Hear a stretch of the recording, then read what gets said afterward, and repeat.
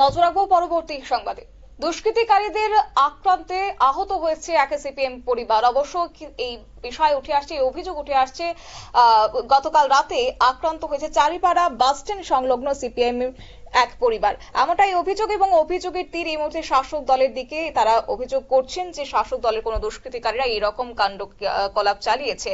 হরি বণিকের বাড়িতে মুখ্যমন্ত্রীর কাছে তিনি আবেদন রেখেছেন যে তাদের পরিবারকে যেন প্রাণের রক্ষা করা হয়। এই বিষয় প্রসঙ্গে বিস্তারিত অভিযোগ কি রয়েছে শোনাবো।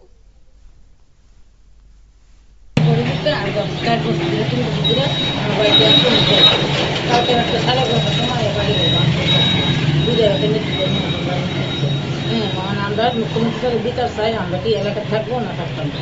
মুখ্যমন্ত্রী 3 বছর হ্যাঁ হয়েছে। কালকে আমার বাড়ি দিয়ে অবস্থা হয়েছে, মানে আমি আট দিন করে মুখ্যমন্ত্রীদের করতেছি বাড়ির কাজ আমার ছেলে 2 বছর পরে ছেলের নাম কি কারণে মাসে তো সিপিএম পার্টি করে দিচ্ছে। এই ছেলে কি করে? এক ছেলে পরিয়ারে, আরেক ছেলে কিছু করে না, গাড়ি বাড়ির সদস্যদের অভিযোগ আপনারা শুনলেন এবং তারা বলছেন যে রাতের অন্ধকারে কে বা কারা এইভাবে অপকর্ম চালিয়ে গেছে এবং ভাঙচুর করা হয়েছে বিভিন্ন জিনিসপত্র। বাড়ির বেশ অনেকটা অংশ ভেঙে ফেলেছে দুষ্কৃতিকারীরা এবং এই অভিযোগের তীর অবশ্য শাসক দলের দিকেই রাখছেন বাড়ির কর্তৃপক্ষ।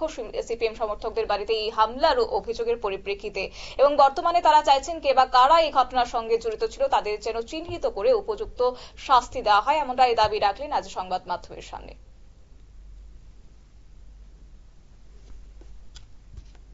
নিয়ে নিচ্ছি ছোট্ট একটি বিজ্ঞাপন বিরতি, সঙ্গে থাকুন।